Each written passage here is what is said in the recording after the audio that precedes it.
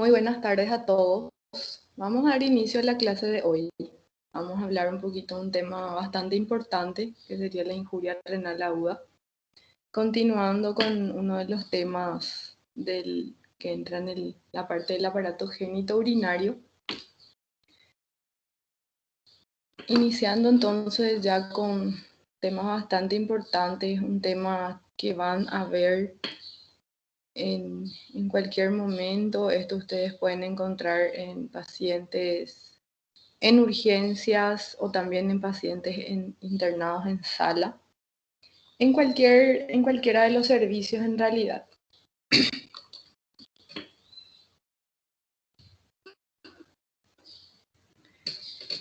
Comenzando entonces con lo que es la injuria renal aguda, vemos que es un síndrome caracterizado por una súbita, o sea que es de inicio brusco o es agudo, en donde hay una pérdida de la función renal, que puede ser en horas o también en días, con la consiguiente acumulación de productos de desecho nitrogenado, también en donde hay alteraciones hidroelectrolíticas, disminución o caída del ritmo diurético, que puede o no estar presente siempre, y también alteraciones en el equilibrio ácido-básico. Vamos a ir viendo algunas nomenclaturas, abreviaturas. La ERC, que es la enfermedad renal crónica, la IRA, que es la injuria renal aguda, también eso se puede confundir con la insuficiencia respiratoria aguda, pero en realidad es más bien la injuria renal aguda. La TFG, que es cuando hablamos de tasa de filtración glomerular. La SB, enfermedad cardiovascular. SCR, que es hablando de la creatinina sérica y la relación albúmina-creatinina o albuminuria-creatininuria. La AC.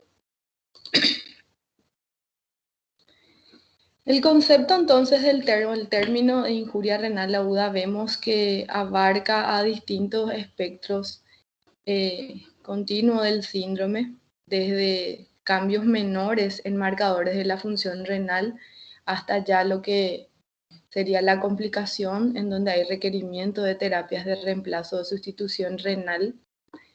Incluye generalmente a los términos de falla renal aguda y también la necrosis tubular aguda. Vamos a ir viendo las distintas causas. Vemos que es un predictor independiente de morbilidad, mortalidad y también de desarrollo posterior de una enfermedad renal crónica. Entonces, la injuria renal aguda en sí puede causar, en realidad, ya dejar como secuela y llevar al desarrollo de enfermedad renal crónica. Vemos que se presenta en 1.7 millones. Generalmente con respecto a la mortalidad, tenemos 1.7 millones de muertes al año. Vemos en países de altos ingresos 300.000 al año y en países de subdesarrollados de ingresos bajos o medianos 1.4 millones al año. Con respecto a la clasificación, los tipos de insuficiencia renal aguda o IRA que vamos a ir viendo, podemos encontrar primeramente a la IRA prerrenal, en donde hay una disminución significativa del flujo sanguíneo renal. Luego ya la intrínseca o lesión parenquimatosa, en donde hay lesión de las estructuras renales, y la posrenal, en donde hay una obstrucción del flujo de salida de orina proveniente del riñón.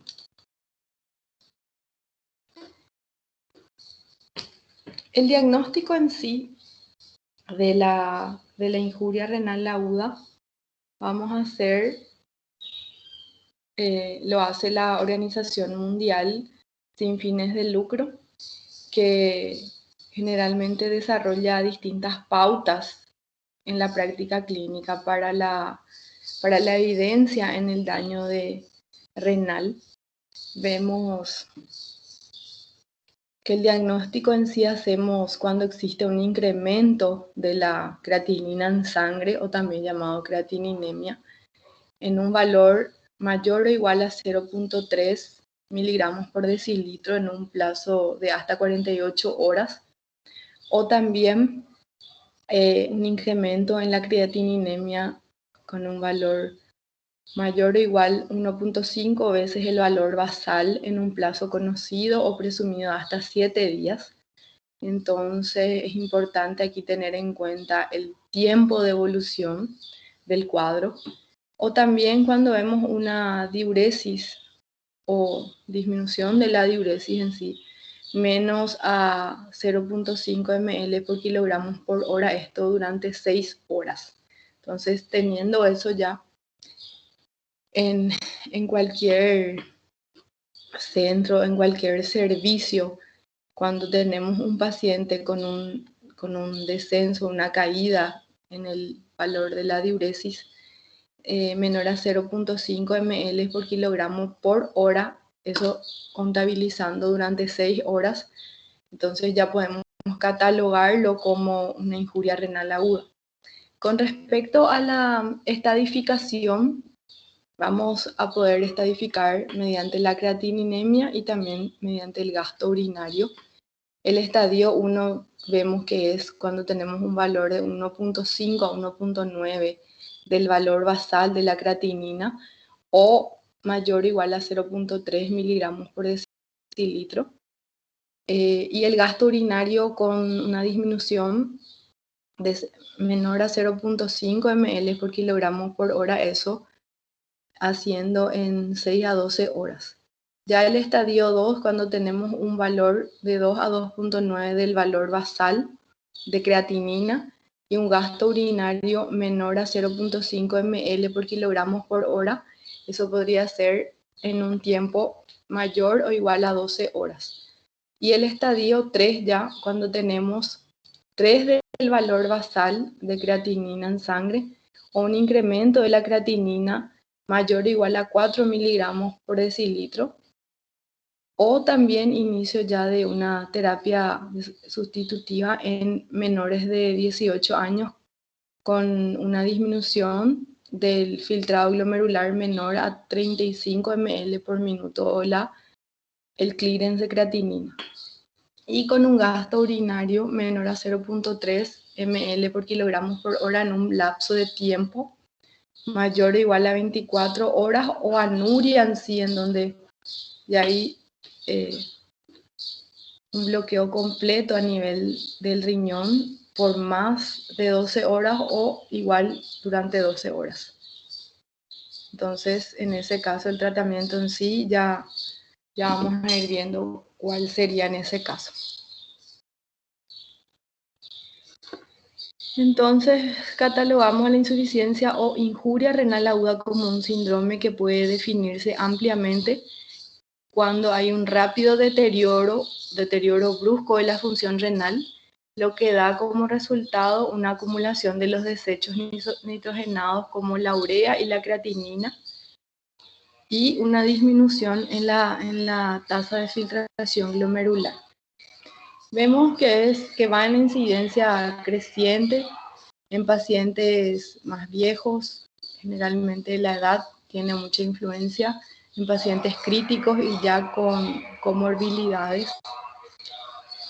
Vemos pequeñas variaciones de la creatinina que pueden impactar en la morbimortalidad y existen ciertos factores de riesgo que son no modificables, como la edad, como ya dijimos, la edad avanzada, el sexo masculino predominantemente, la raza negra y también presencia de ciertas comorbilidades como la diabetes mellitus y la hipertensión arterial.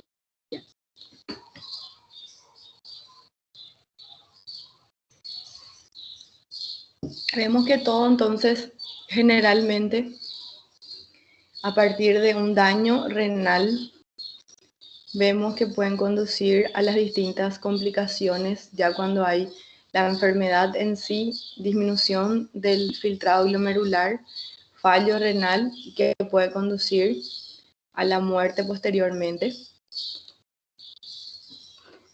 Los factores de riesgo principales que vemos, un daño renal previo ya, También comorbilidades, como dijimos, la diabetes mellitus y la hipertensión arterial, una depresión de volumen, la enfermedad o una insuficiencia cardíaca, el uso de contrastes endovenosos también, la administración de contraste endovenoso intraarterial también, el uso de antiinflamatorios no esteroideos que posteriormente pueden conducir al daño renal agudo.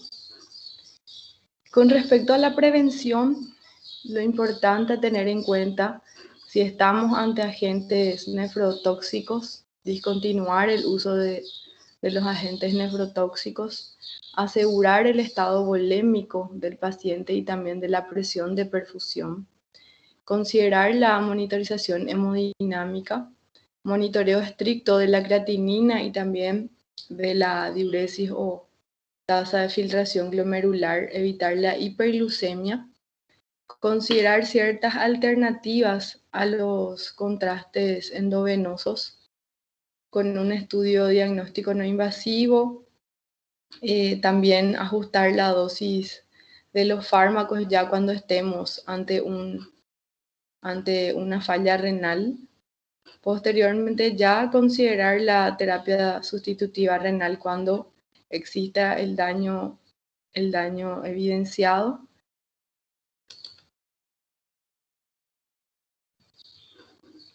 Los factores de riesgo no modificables, vemos como ya dijimos, la edad, el sexo masculino, la raza negra, también una enfermedad renal crónica ya preexistente, aumento de la proteína en orina o también la hipertensión arterial, diabetes mellitus, hipertensión portal, disminución o alteración en la fracción de eyección del corazón, un infarto de miocardio previo, la enfermedad pulmonar obstructiva crónica, una enfermedad vascular periférica y alguna enfermedad maligna previa. Los factores de riesgo que sí son potencialmente modificables, podemos ver la anemia, un paciente crítico en cuadros sépticos, importante tener en cuenta un traumatismo, entonces no siempre son pacientes clínicos, también podemos ver en pacientes politraumatizados, en pacientes quirúrgicos, una cirugía cardíaca, en posterior a exposición a contrastes endovenosos, ciertas drogas tóxicas y también procedimientos en urgencias que pueden conducir posteriormente a una injuria renal aguda si no se maneja adecuadamente. Entonces la deshidratación, un shock o un cuadro séptico, una falla cardíaca, enfermedades del hígado, enfermedades renales agudas, obstrucciones, infecciones que posteriormente conducen a un cuadro séptico, también relacionados con el embarazo, enfermedades sistémicas, agentes nefrotóxicos como venenos de plantas o contrastes endovenosos, ciertos medicamentos, intoxicación, envenenamiento y también en los posoperatorios.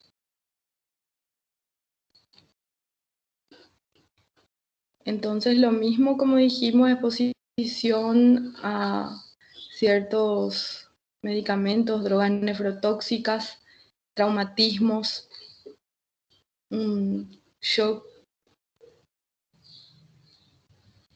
o en pacientes críticos, son susceptibles a desarrollar una injuria renal aguda en deshidratación, en una enfermedad renal crónica previa, pacientes diabéticos, portadores de cáncer o anemia.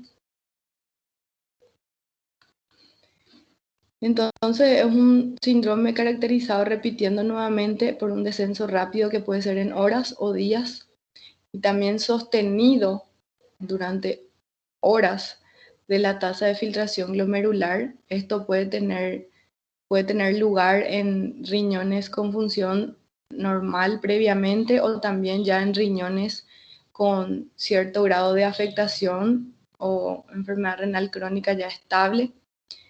Vemos que el descenso de la tasa de filtración glomerular se evidencia por un aumento en la concentración plasmática del nitrógeno ureico y también la creatinina, con un reflejo de la retención de productos de desecho, y esto puede acompañarse o no siempre de un descenso o caída brusca del ritmo diurético.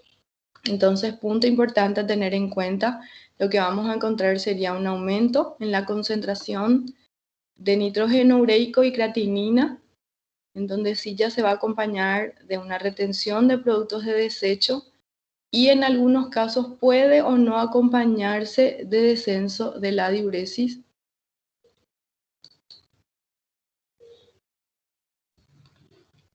Vemos que según la etiología el mecanismo de acción se divide en la injuria renal aguda prerrenal. Podemos tener la injuria renal aguda intrínseca y la posrenal, que a su vez tienen distintas causas.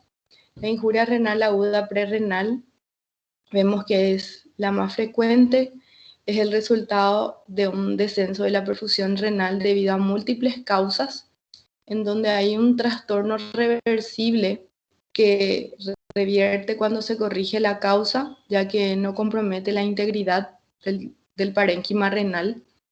Ya la injuria renal aguda intrínseca a nivel del parénquima renal, vemos que es producida por trastornos que afectan directamente al parénquima renal y este representa aproximadamente un 40% de los casos.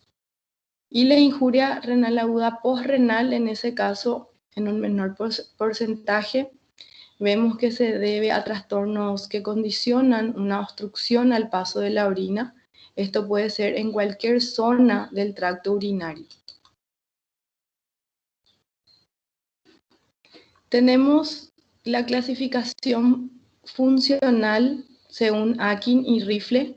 Esto tenemos dependiendo de los criterios de creatinina y de la diuresis, en donde en el estadio de, o los criterios de Akin vemos cuando hay en el estadio 1 lo mismo que ya fuimos viendo, y según los criterios de Rifle, en donde la R significa riesgo, injuria, ya fallo renal en sí, luego ya cuando existe lesión y luego ya en la etapa terminal, esto es más bien como para el tratamiento a instalar. En este caso ya cuando exista lesión terminal o daño terminal, entonces en ese caso el tratamiento en sí ya sería la terapia sustitutiva renal, ya por un cierto periodo de tiempo.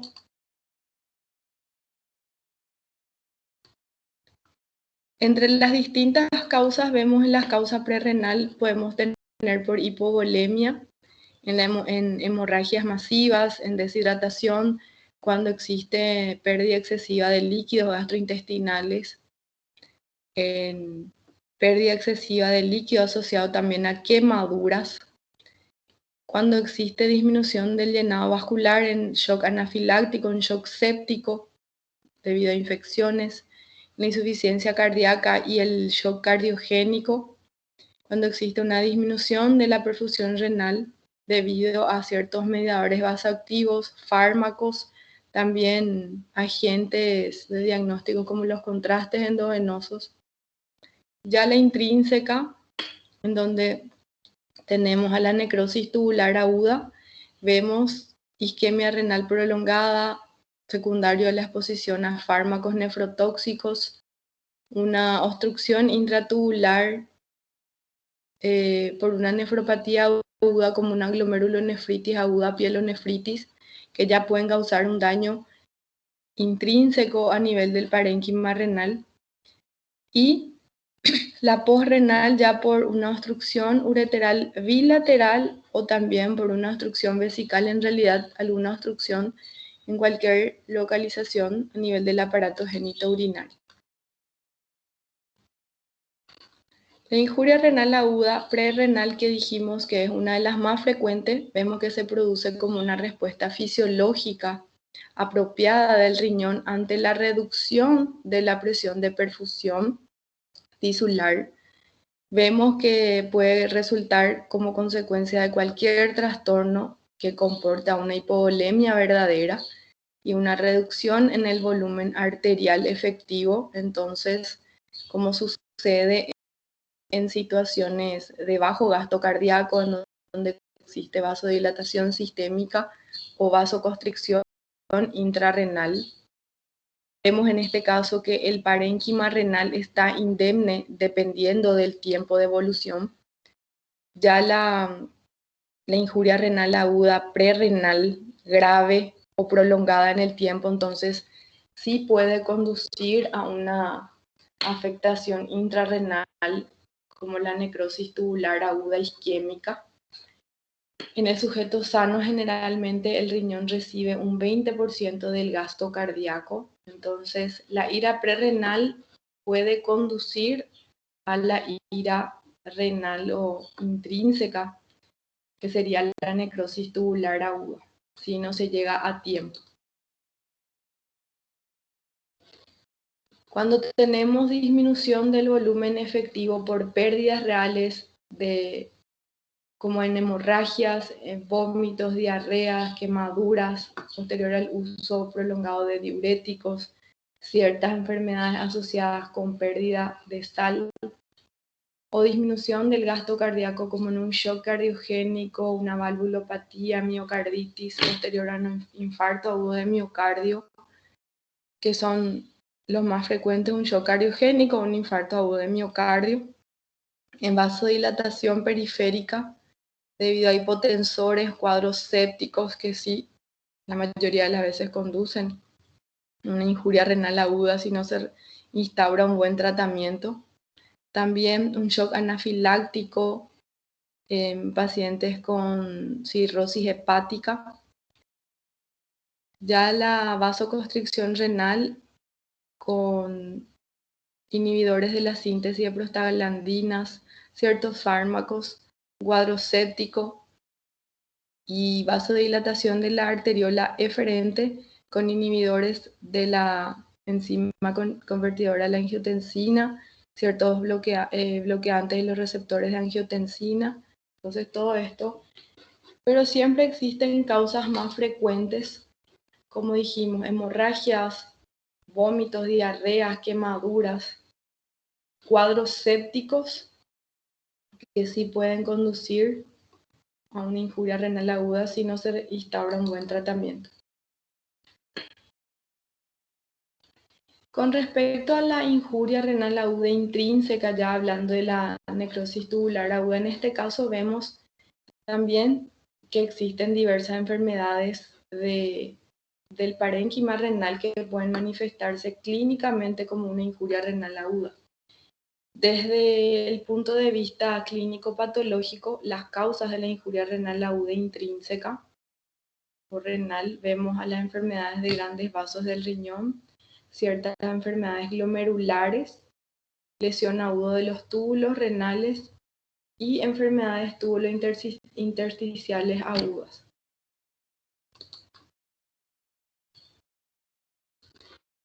La necrosis tubular aguda en sí, como dijimos, es la causa más frecuente de la injuria renal aguda intrínseca.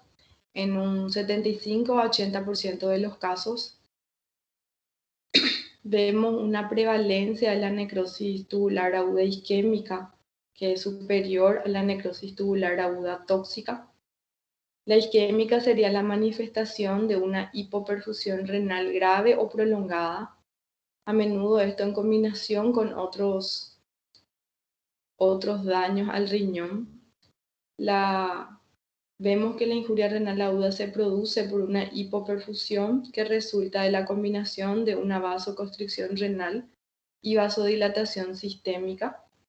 Ya la necrosis tubular aguda tóxica vemos debido a toxinas endógenas como exógenas que conducen a una injuria renal aguda mediante la combinación de una vasoconstricción renal, una lesión tubular directa y también obstrucción intratubular. Pero como dijimos, la isquémica sería la más frecuente. Ya la injuria renal aguda postrenal vemos que sería debida a una interrupción del flujo de orina desde los cálices renales hasta la uretra, debido a que un solo riñón tiene la capacidad para eliminar la carga diaria de los desechos nitrogenados.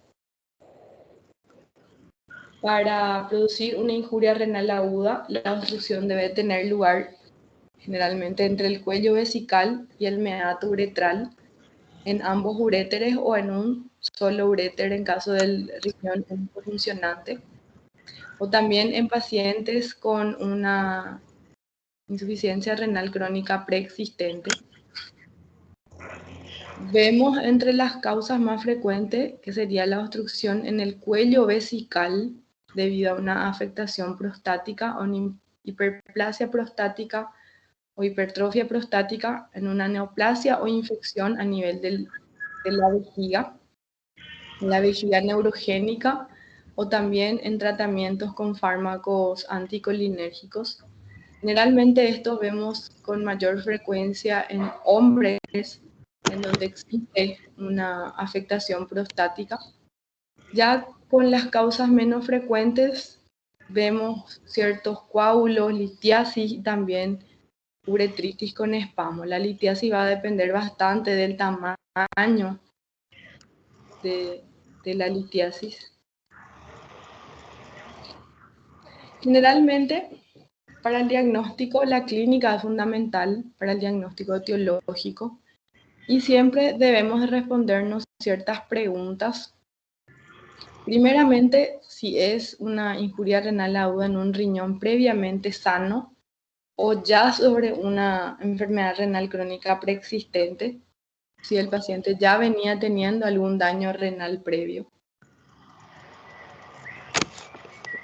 Certificarse si existe o no una obstrucción en la vía urinaria, si existe reducción del volumen efectivo del líquido, si pudo haberse producido alguna oclusión de un vaso grande, y también si puede haber una enfermedad parenquimatosa renal diferente a la necrosis tubular aguda. Entonces siempre certificarse todo eso. Con respecto al interrogatorio, en la historia clínica, vemos que los signos y síntomas son bastante importantes. Las manifestaciones clínicas que son propias de la injuria renal aguda son generalmente las de sus complicaciones ya. Un síndrome urémico, donde existe dificultad respiratoria, donde puede haber la escarcha urémica, ciertas alteraciones hidroelectrolíticas, como un aumento en el potasio a nivel del electrocardiograma, podemos encontrar arritmias, la hipervolemia también, un paciente taquicárdico, taquipneico. Generalmente debe examinarse el estado del volumen del líquido extracelular, si existe signos de depresión de volumen, hipotensión, taquicardia, sequedad de mucosas, para corroborar, como dijimos, la deshidratación también puede conducir a una injuria renal aguda. Entre las situaciones de reducción de la volemia arterial efectiva, con un aumento del líquido extracelular se incluye en algunos casos la hepatopatía crónica, la cardiopatía y el síndrome nefrótico. Debe examinarse la piel en busca de rash en pacientes con nefritis intersticial, no siempre, pero se debe tener en cuenta. En pacientes con púrpura, la vasculitis o microangiopatías, los ojos en busca de alteraciones a nivel del fondo de ojo y cualquier otro signo que sugiera una posible causa de una injuria renal aguda intrínseca que sea diferente a la necrosis tubular aguda, y el volumen de la diuresis, que puede dar algunas claves diagnósticas. Siempre entonces, ante las distintas manifestaciones y ante sospecha de una injuria renal aguda, preguntar el ritmo diurético, que no siempre saben los pacientes, pero por lo menos tener una idea del ritmo diurético. Con respecto a las consecuencias clínicas, vamos a tener retención de productos nitrogenados, uremia, alteración del equilibrio de fluidos, tendencia a sobrehidratación, alteración del equilibrio electrolítico, podemos encontrar hiperpotasemia, hipocalcemia, alteración del equilibrio ácido-básico, alteraciones endocrinas, disminución de la eritropoyetina, también de la vitamina D.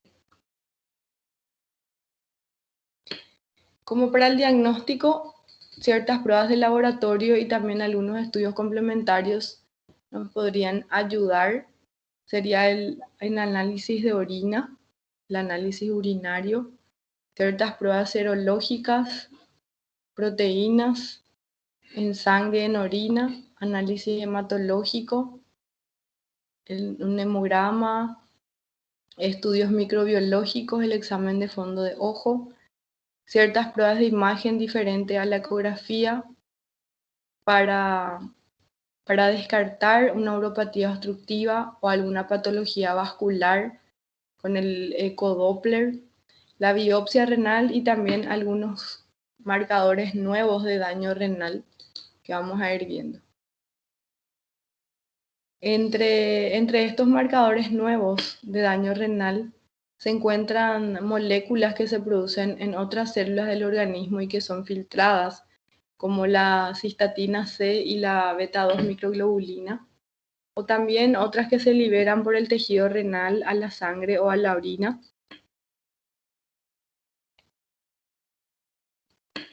La cistatina C es una proteína que se produce por todas las células nucleadas del organismo, que se filtra libremente en riñón y se reabsorbe completamente en los túbulos proximales.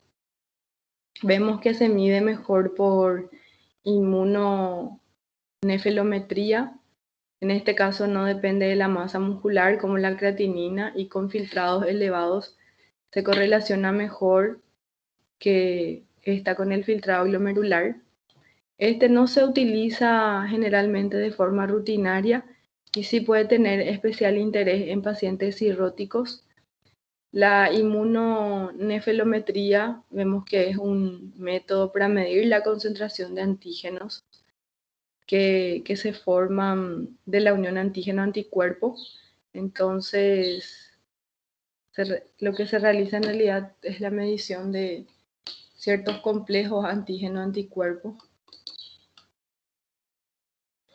En diferentes contextos vemos que de la injuria renal aguda se están evaluando ciertas moléculas, como la lipocalina asociada a la gelatinasa, pero todavía no se utiliza esto como para poder recomendarlo, pero sí es importante tener en cuenta ciertas moléculas que se están dosando. Ciertos marcadores nuevos de daño renal, vemos que en los últimos años se estaba avanzando en la detección de ciertos marcadores. Primeramente, importante tener en cuenta realizar un diagnóstico precoz del daño renal para poder permitir anticipadamente en el tiempo de actuar, establecer un diagnóstico diferencial entre distintas otras patologías y ya posteriormente a eso establecer una estratificación pronóstica.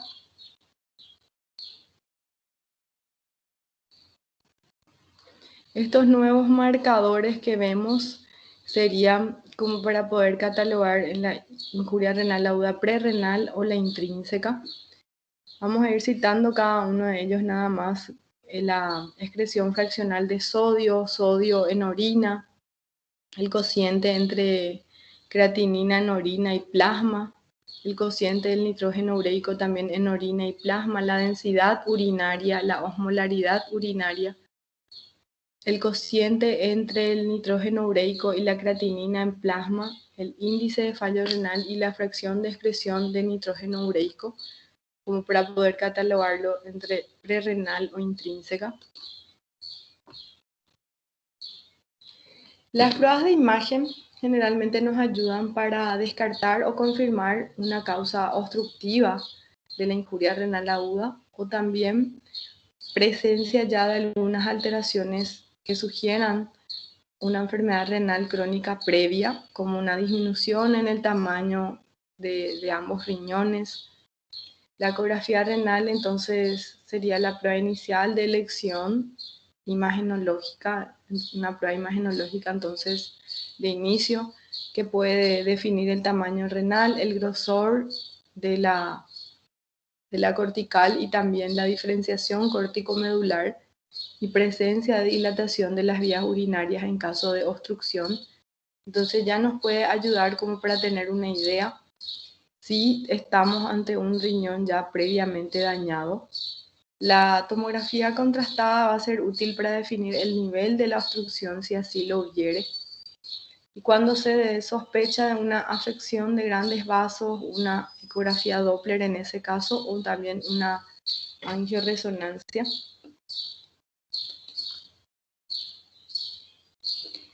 Ya la biopsia renal y anatomía patológica de la necrosis tubular aguda vemos que generalmente la biopsia renal no es necesaria en la injuria renal aguda por necrosis tubular aguda. No siempre ayuda la biopsia renal, sino cuando no tenemos un diagnóstico y queremos saber realmente el posible diagnóstico. Pero de una vez que ya esté instaurado el daño renal, generalmente es difícil de poder llegar a la causa con una biopsia renal. Debe practicarse la biopsia en aquellos casos en los que la clínica y las exploraciones complementarias sugieran una causa con potencial tratamiento específico, como distintas patologías como la glomerulonefritis rápidamente progresiva, una nefritis intersticial alérgica, una injuria renal aguda asociada a mieloma, ciertas microangiopatías trombóticas y también el rechazo agudo del injerto. En esos casos sí nos va a ayudar la biopsia renal. También se debe practicar en los casos en lo que no queda claro la etiología y la clínica que sugiera una causa diferente de necrosis tubular aguda, que en el caso de que ya se haya descartado una necrosis tubular aguda isquémica y también se haya descartado la injuria renal aguda postrenal. Finalmente, la biopsia renal se puede indicar en caso de sospecha de necrosis tubular aguda y sin recuperación de la función renal ya a las 4 a 6 semanas. Entonces, en ese caso ya nos puede ayudar la biopsia renal como para poder detectar exactamente o certificarnos realmente del daño renal. Y las distintas complicaciones a las que conduce la injuria renal aguda sería la hipervolemia, hiperpotasemia, hiponatremia, hiperfosforemia, hipercalcemia, hipermagnesemia, alteración hidroelectrolítica, acidosis metabólica y clínica en sí de uremia.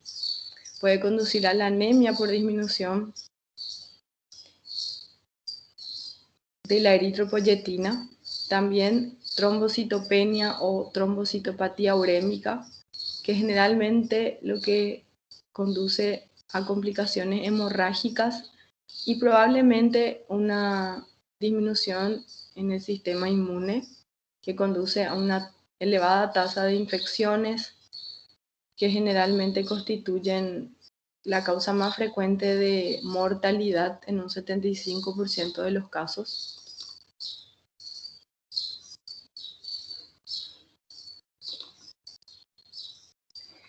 Ya el tratamiento en sí, primeramente el tratamiento etiológico, vemos que en la injuria renal aguda prerrenal, el restablecimiento de la perfusión renal, dependiendo de la causa, debe normalizar las cifras de creatinina. El aporte de potasio y bicarbonato ya va a depender de la composición del fluido perdido por el paciente en casos de diarrea o en casos de deshidratación. En casos de hipovolemia por hemorragia, generalmente si existe inestabilidad hemodinámica, lo ideal sería la transfusión de concentrado de hematíes. Esto ya de inmediato.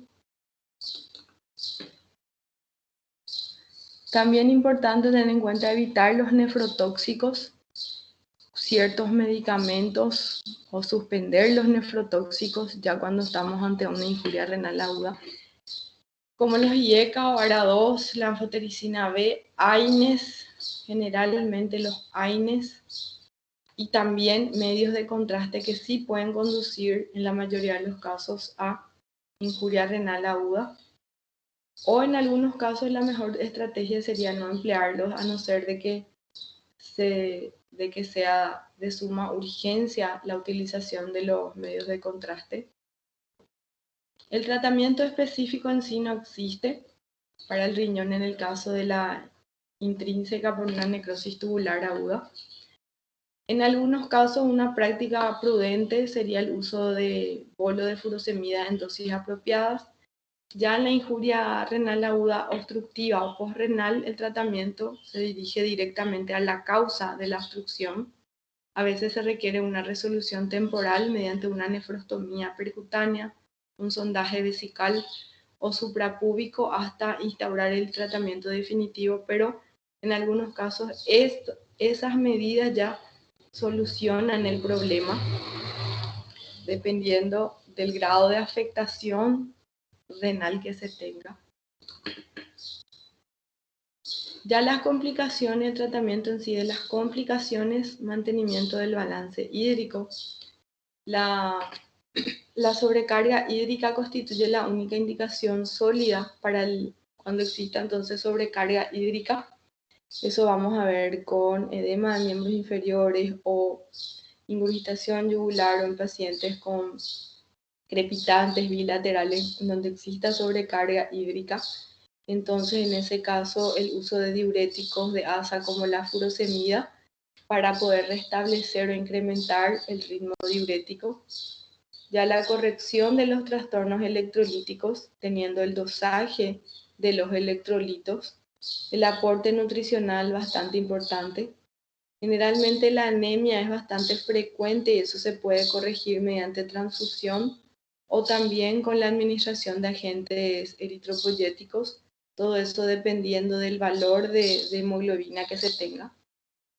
Aunque los pacientes con una injuria renal aguda son propensos a padecer infecciones, generalmente no se evidencia que los antibióticos de uso profiláctico reduzcan la incidencia o también la gravedad de la patología.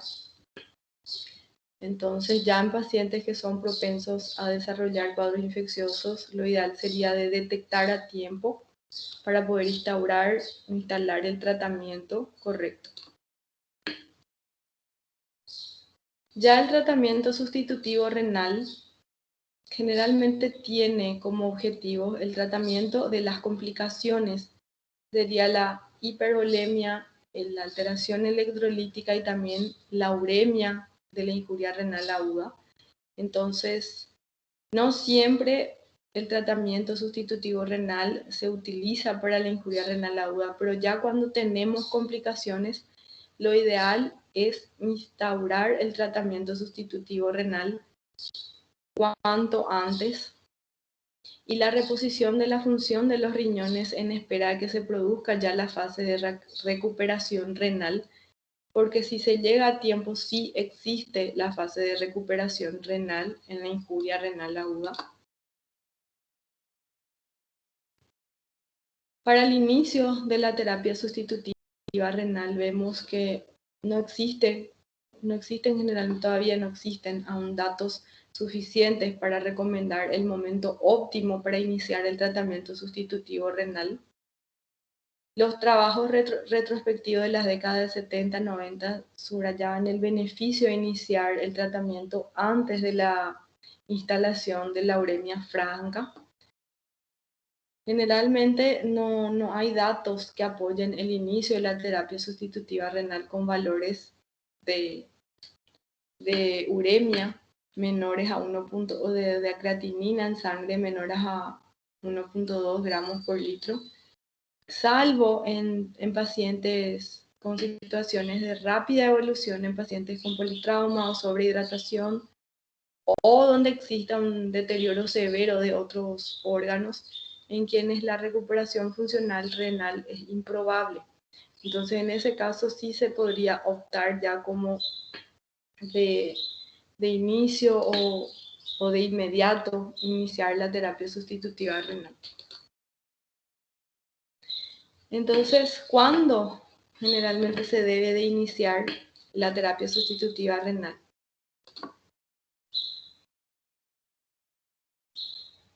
Las indicaciones en sí del tratamiento sustitutivo renal en la injuria renal aguda, cuando tenemos ciertas situaciones clínicas. La oligoanuria o la oliguria en sí, en donde tenemos una diuresis menor a 50 ml durante 12 horas, o ya teniendo anuria en sí con una diuresis de 50 ml nada más durante 12 horas. Entonces, esas 12 horas son cruciales como para poder definir el inicio del tratamiento sustitutivo renal. En pacientes con hipervolemia, en donde haya edema agudo de pulmón que no responde al uso de diuréticos, eso ya en pacientes con una sobrecarga y que no respondan al uso entonces de furosemida. En la hiperpotasemia, cuando tenemos un potasio mayor a 6,5 miliequivalentes por litro, con cambios a nivel del electrocardiograma también y resistente al tratamiento médico. Entonces, potasio mayor a 6,5 ya con cambios electrocardiográficos, entonces indicación de tratamiento sustitutivo renal. En la acidosis metabólica grave, ya con un pH menor a 7,1, resistente al tratamiento médico. Eso sí, ya no responden al uso de fluidos o coloides.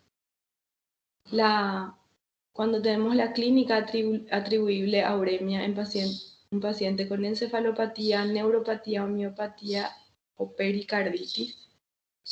Y en intoxicación por droga dializable. Existen algunas drogas que son más nefrotóxicas. Entonces, cuando ya se detecte una intoxicación o un fallo renal en sí, de inmediato se debe de instalar la terapia sustitutiva renal. Las indicaciones indiscutibles. Esto es importante que graben porque siempre suele ser pregunta de examen. Donde haya hiperpotasemia, hablamos de un potasio mayor a 6,5. En sobrehidratación, un paciente con un edema agudo de pulmón que no responde al uso de diuréticos. En intoxicaciones, ya sean por venenos, por fármacos. En la acidosis metabólica, hablamos de un pH menor a 7,1. Y también presencia de complicaciones urémicas como la encefalopatía.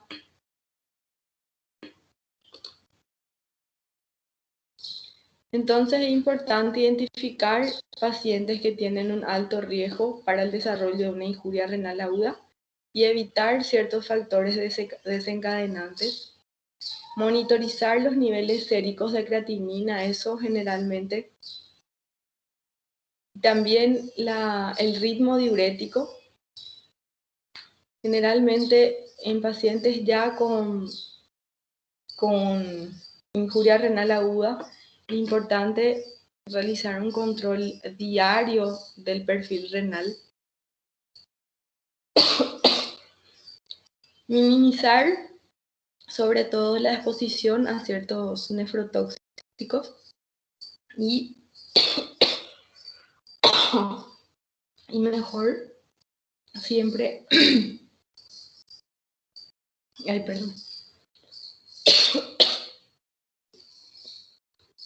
evitar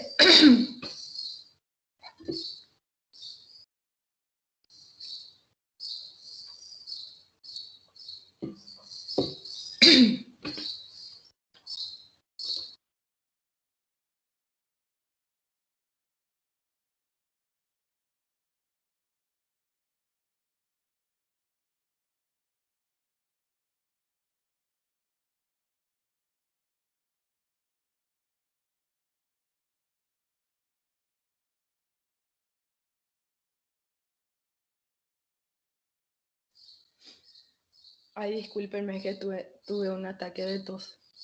Entonces, en lo posible, minimizar la exposición a los nefrotóxicos o si se puede, en realidad, lo mejor sería evitarlos. El pronóstico en sí de los pacientes a los que se llega a tiempo, siempre lo ideal de instalar el tratamiento correcto. La mortalidad de los pacientes críticos afectos de injuria renal aguda intrínseca generalmente se aproxima en un 50%. La mayoría de los pacientes con injuria renal aguda y en la mayoría de las veces con una injuria renal aguda prerrenal recupera la función renal. Obviamente que si se llega a tiempo y si se instala el tratamiento efectivo de inmediato, solo un 5% pasa a depender posteriormente, como complicación ya depender de diálisis, y un 5% adicional presenta una insuficiencia renal progresiva después de la recuperación inicial. Entonces, en todo paciente que en algún momento hizo una injuria renal aguda, es importante realizar controles para ver cómo va o cómo progresa eso. Al parecer, una necrosis tubular aguda prolongada o la presencia de enfermedad renal previa ya aumentan los riesgos de padecer secuelas o en pacientes con necrosis tubular aguda ya prolongada quedar a depender de diálisis. Los pacientes que han sobrevivido a un episodio de injuria renal aguda son más susceptibles a desarrollar otro episodio en algún momento si son sometidos a isquemia o también a nefrotoxinas. Entonces es importante siempre tener en cuenta los tipos de medicamentos o algún procedimiento con utilización de contraste que se venga a realizar en estos pacientes. Entonces, nadie debería de morir innecesariamente por una injuria renal aguda tratable, siempre y cuando entonces tenga tratamiento. Lo ideal sería de instalar el tratamiento efectivo a tiempo. Primeramente, entonces, el reconocimiento, luego dar respuesta, el soporte renal, posteriormente la rehabilitación y los riesgos que podía implicar ya la injuria renal aguda previa.